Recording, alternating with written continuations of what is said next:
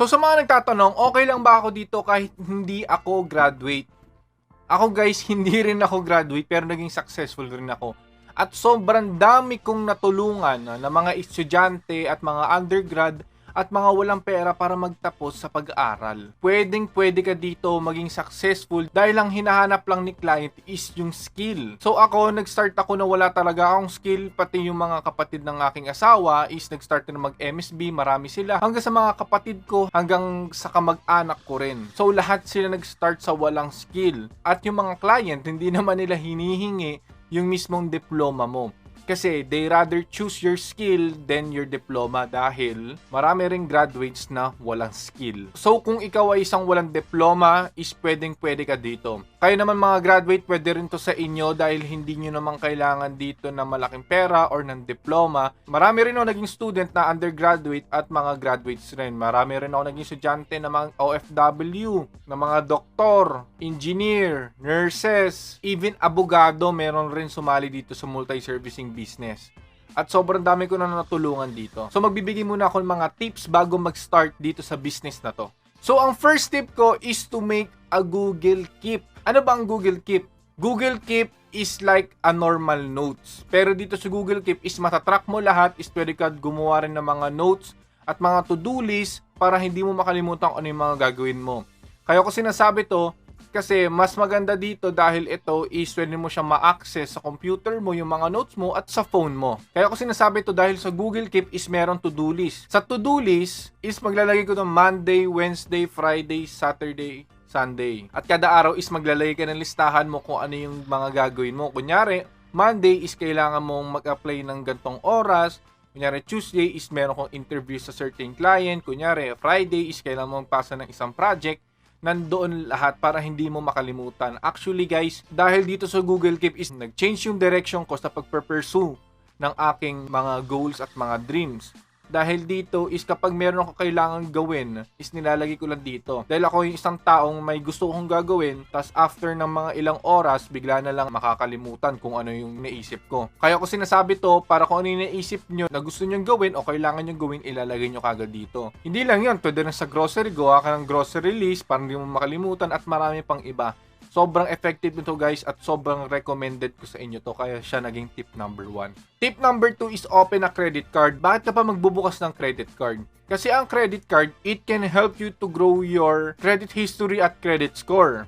Ang credit history at credit score is makakatulong yan in the future kung ikaw ay mag-apply ng bahay or ng kotse. Dahil sa credit history, makikita nila kung good payer ka ba or bad payer. Ang gagawin mo lang dito is yung 30% ng credit limit mo is yun lang gagamitin mo. Kunyari, 100,000 yung credit limit mo, 30,000 lang yung gagamitin mo doon. After mo gamitin, bayaran mo monthly para makita ni bank na, good payer tong tao na to. To open a credit card is kailangan mo magkaroon ng sariling bangko doon sa bankong ina-applyan mo. Ang bangko na marirecommend ko is BPI dahil madali, safe, at sa video kasi is meron silang scam na issue ngayon. Ang kailangan mo lang dito is proof na nakatira ka dun sa bahay na yon. Kailangan mo ng Meralco bill, tapos 2 valid ID lang at makaka-open ka na ng bank account. Para maka-open ka ng credit card is 2 kinds. Kailangan mo mag-provide ng proof of income kapag kumikita ka na tapos show mo lang yung pinapadala sa'yo ni client. Or pangalawa is makaka-open ka kung nagbigay ka ng holding amount sa kanila or collateral. Para maging safe sila kapag ginamit mo yung credit card at hindi mo babayaran yung hinold nilang pera galing sa'yo,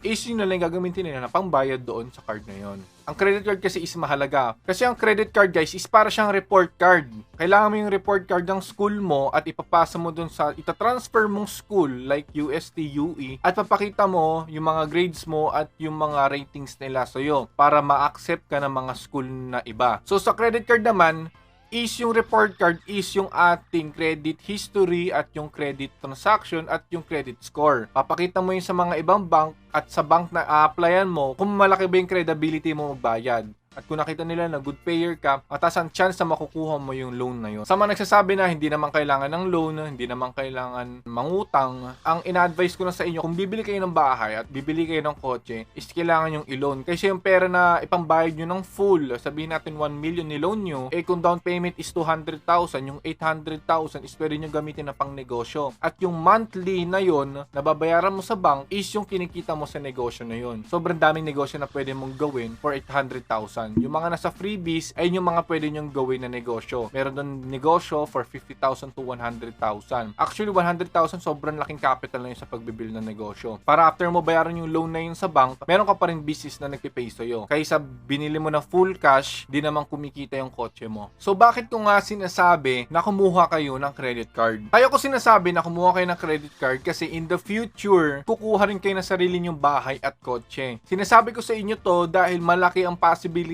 na kumita kayo ng malaki dito sa MSB. Hindi naman kapag kumita ka dito sa MSB is bibili ka na lang kung ano-ano. Sabi ko sa iyo is mag-build ka ng credit para in the future kapag kumita ka ng malaki dito is makakabili ka na ng bahay mo at ng kotse mo. Kaya ko tinuturo to para in the future is meron na kayong mga sariling ari-arian. Tip number 3. Ang tip number 3 ko is open a PayPal account. Ang kailangan mo lang sa PayPal account is valid ID at bank account. Yung bank account is kailangan mo i-connect sa PayPal mo para kapag may pinadala si client sa PayPal account mo is pwede mo siyang i-transfer sa sarili mong bank. Meron naman other options dyan para makuha yung pera mo ng walang hassle. Ang pwede nyo gamitin is Wise. Kasi ang Wise kailangan lang nila yung name, yung address, bank name, account number lang. Yun lang ang kailangan nila. Kasi merong ibang clients na PayPal lang talagang ginagamit nila. So kung ako sa iyo is mag-open ka na ng bank mo, ang kailangan mo lang naman sa bank is minimum of 300 pesos para maka-open ka at i-connect mo yun sa PayPal mo. Meron naman other options na GCash naman. Pwede mo i-connect yung GCash mo doon sa account mo at kapag may pumasok na pera doon sa PayPal account mo, pwede mo siyang i-transfer sa GCash. Maglalagay akong tutorial kung paano mag-open ng PayPal account at maglalagay ng tutorial kung paano magbukas ng bank account. So, ang tip number 4 ko is declutter people. To declutter people is pumili ka ng mga friends mo na you spend time with. Ika nga sabi nila kapag sumali ka sa 5 manghihinginom, pang-anim ka na. Pag sumali ka sa 5 mahili magbisyo, pang-anim ka na. Pumili ka ng circle mo. Di ko naman sinasabi na iwan mo na yung mga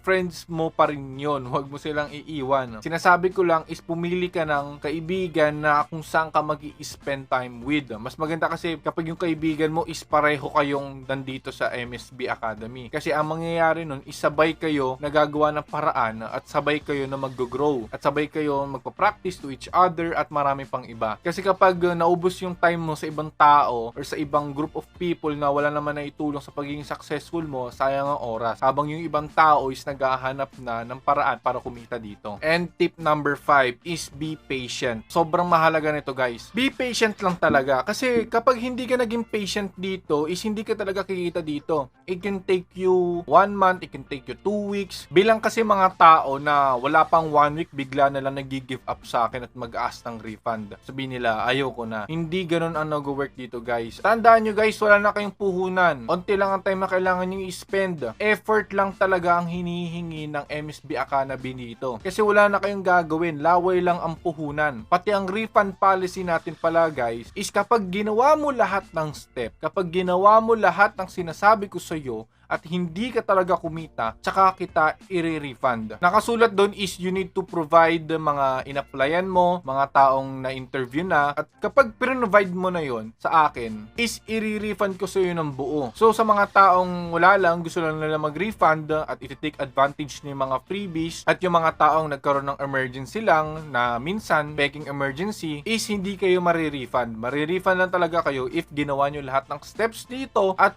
hindi kayo talaga kumita. Patience is virtue. Sobrang halaga ng patience dito. Natatandaan ko sa batch 4, meron akong isang estudyante, babae. Ang nangyari sa kanya is almost 1.5 months siyang wala siyang client at naghahanap siya. Sa 1.5 month is nalaman niya kung yung mga mali niya, marami siyang natutunan, marami siyang na-encounter na kailangan niya i-improve. And after 1.5 month, guys, nakakuha siya ng another client and another client and another client and another client. Ang mas malupit pa dun guys is kumikita na siya ng mas malaki pa sa akin. 2.3 million pesos per month. Kaya kung siya is merong patience at nalaman niya lahat ng mga kailangan niyang gawin sa experience niya sa journey, paano pa kaya ikaw? Kaya kung ako sa'yo is wag ka mag-give up dito. Kasi guys, sa totoo lang, so sobrang dami ko na nasalihang businesses, ito yung pinakamadali talaga. Kung dito nag-give up ka pa, paano pa kaya sa isang business? Wala na. Sinasabi ko sa'yo is wag ka talaga mag-give up dito. Dahil hindi ka talaga magsisisi. So next lesson tayo about breaking